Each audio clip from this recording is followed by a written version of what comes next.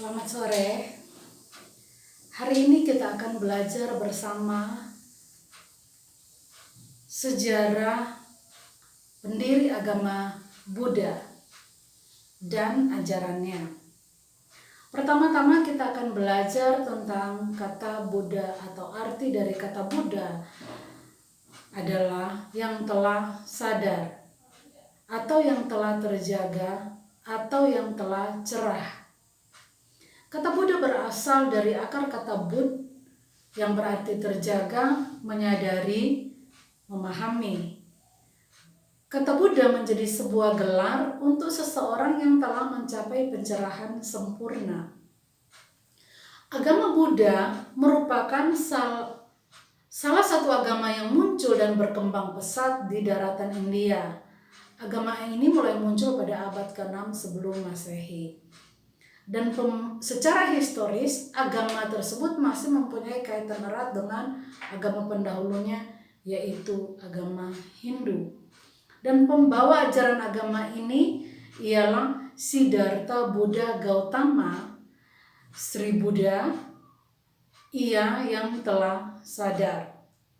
Yang sebelumnya memperoleh pencerahan atau sebelum memperoleh pencerahan, ia merupakan seorang pangeran kerajaan Magadha atau dari Gana Sangha, persekutuan mandiri India Utara dengan ibu kotanya Kapilavastu, lahir sekitar tahun 560 sebelum Masehi. Siddhartha Gautama pada awalnya merupakan pemeluk agama Hindu sama seperti agama kedua orang tuanya. Dan kedua orang tuanya ini mewajibkan ia untuk tetap tinggal di istana, mencegah ia keluar dari istana untuk menghindarkan dia dari akan melemahkan imannya, hal-hal yang akan melemahkan imannya yang terjadi di luar. Jadi dia wajib di istana, tinggal di istana, dia tidak boleh diizinkan keluar. Dan untuk mencegah hal itu terjadi, semua hal yang ia butuhkan, semua kemewahan, semua hal yang mensejahterakan, dia boleh nikmati selama dia berada di istana. Semuanya disediakan di istana. Kehidupan mewah itu disediakan di istana. Tetapi layaknya manusia pada umumnya, Siddhartha mengalami juga yang namanya kejenuhan. Dia bosan dan dia tidak puas dengan kehidupan yang monoton yang dialaminya selama ia berada di istana. Nah, ketika ia memasuki umur 29 tahun, ia beberapa kali keluar dari istana. Dan setelah ia keluar dari istana, ia menemukan beberapa hal, beberapa pengalaman baru buat dia.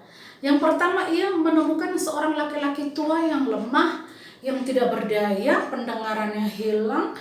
Dia melihat itu sebuah hal yang mengejutkan buat dia. Dia tidak pernah melihat orang tua sebelumnya, lelaki tua sebelumnya. Yang dia tahu lelaki gagah perkasa yang ada di istana. Kemudian ia melihat seorang yang cacat, yang tersiksa dengan keadaannya. Dia merasa kaget dengan penderitaan yang begitu rupa. Ia tidak pernah mengalami penderitaan selama dia berada di istana.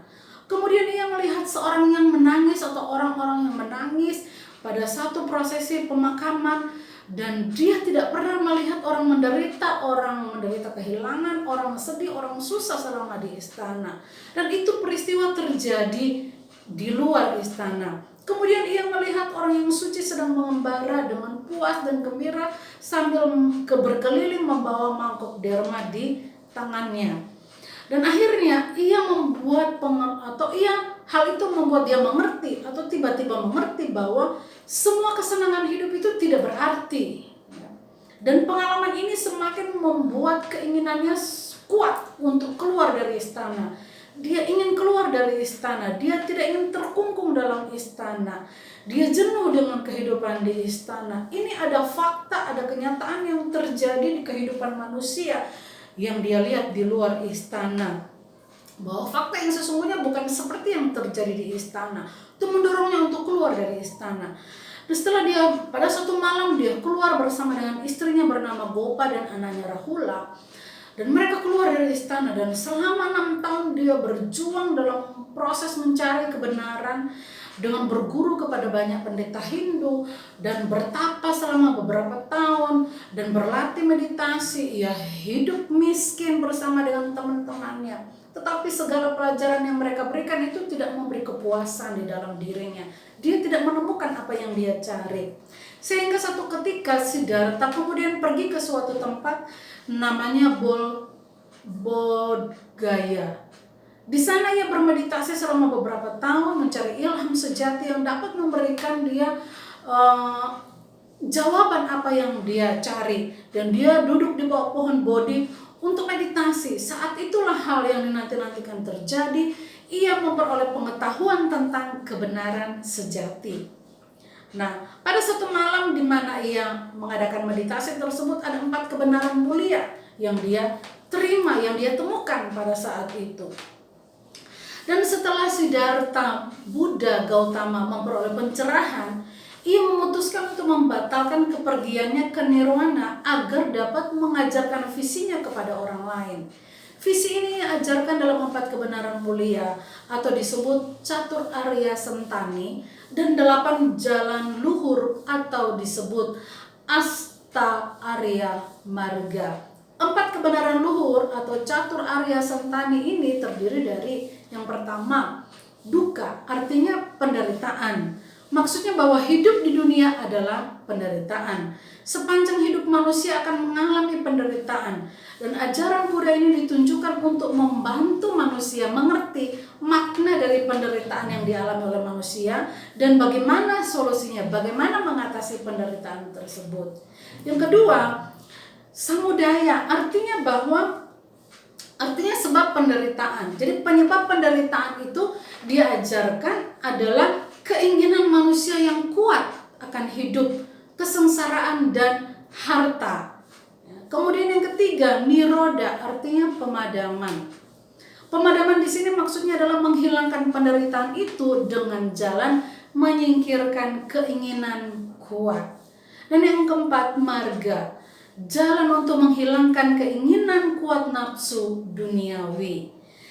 Dan ia kemudian sadar bahwa semua manusia mengalami penderitaan.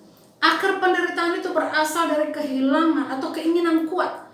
Jadi dari meditasinya, dari akhirnya dia mengajarkan bahwa atau dia sadar dan dia ajarkan kepada orang bahwa semua manusia itu mengalami penderitaan. Dan akar dari penderitaan manusia itu asal dari keinginan manusia itu sendiri. Ya. Jika keinginan kuat itu berhenti, maka penderitaan pun akan berhenti. Itu yang ditemukan, kebenaran itu yang ditemukannya. Dan sejak peristiwa itu, akhirnya ia memakai gelar Buddha, yang artinya telah memperoleh pengetahuan tentang kebenaran sejati. Nah, yang diajarkan kemudian untuk menghilangkan keinginan kuat kehidupan duniawi itu, manusia harus menempuh beberapa jalan yang disebut Asta Arya Marga. Pertama, mengerti 4 kebenaran mulia yang benar. Jadi 4 kebenaran yang tadi harus dimengerti. Kemudian berpikir benar, yang membawa kepada sifat mencintai semua bentuk kehidupan. Jadi manusia itu harus berpikir benar, mencintai semua kehidupan, bahkan kehidupan yang tingkatnya lebih rendah sekalipun. Harus berbicara dengan benar, dengan tujuan yang mulia. Harus bertingkah laku dengan benar. Itu yang berhubungan dengan tindakan moral, penuh perhatian kepada sesama, melakukan kebaikan terhadap semua makhluk hidup. Dan yang kelima, mata pencaharian orang itu harus benar, tidak dengan kekerasan. Usaha yang benar untuk mengusir semua pikiran yang benar. Jadi harus ada usaha yang benar untuk mengusir semua pikiran jahat. Kemudian ketujuh, perhatian yang benar menyangkut kesadaran terhadap kebutuhan orang lain. Dan konsentrasi yang benar dalam melakukan meditasi sehingga ketenangan batin seseorang dapat tercipta. Jadi hal-hal yang harus dilakukan ya menurut ajarannya untuk menghilangkan keinginan kuat kehidupan duniawi.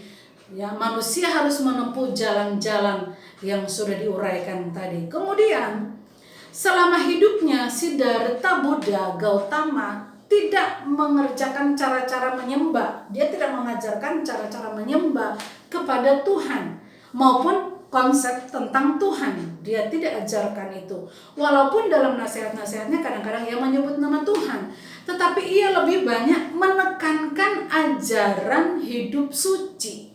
Jadi Siddhartha Buddha Gautama ini lebih menekankan ajarannya kepada hidup suci, sehingga banyak ahli agama mengatakan bahwa agama Buddha sebagai ajaran moral.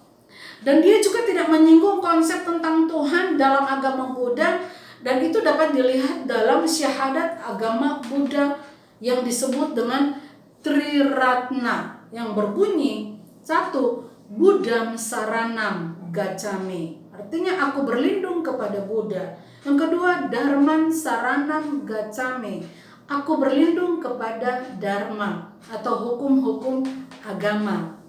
Kemudian Sangham Saranam Gacchami, aku berlindung kepada Sangha atau pendeta. Dalam susunan hal tersebut, kalimat-kalimat tersebut, ya, syahadat tersebut, dia tidak menyebut nama Tuhan. Dia hanya menyebut penyerahan diri kepada Buddha, Dharma, dan kepada Sangha. Sementara untuk menegakkan Dharma, maka pengikut-pengikut Buddha itu wajib menjauhi larangan-larangan, ya, seperti membunuh semua makhluk hidup itu dilarang mencuri, merampok, menyerobot, melakukan perbuatan cabul, berzina, berdusta, menipu, minum minuman keras, itu semua dilarang. Dan reformasi yang diadakan oleh Buddha Gautama itu antara lain meniadakan sistem kasta menurut agama Hindu, meniadakan penyembahan kepada banyak dewa, memberikan pengertian baru kepada hukum karma dan samsara atau reinkarnasi. Jadi menurut Buddha Gautama, ini kesimpulan daripada ajaran daripada Buddha Gautama yang merupakan pendiri daripada agama Buddha itu sendiri. Jika manusia mampu melaksanakan hidup suci dengan melenyapkan keinginan kuat nafsu kehidupan, maka setelah ia melalui serangkaian reinkarnasi, pada akhirnya ia akan mencapai nirwana. Nah, orang yang telah mencapai nirwana disebut arahat. Dalam rangkaian reinkarnasi itu, orang dapat menjelma menjadi manusia kembali, binatang, atau dewa. Demikian pelajaran singkat mengenai sejarah pendiri daripada agama Buddha. Terima kasih, mohon maaf jika ada salah-salah kata, dan semoga ke depan kita bisa belajar lebih banyak lagi tentang latar belakang agama-agama besar. Terima kasih, selamat sore.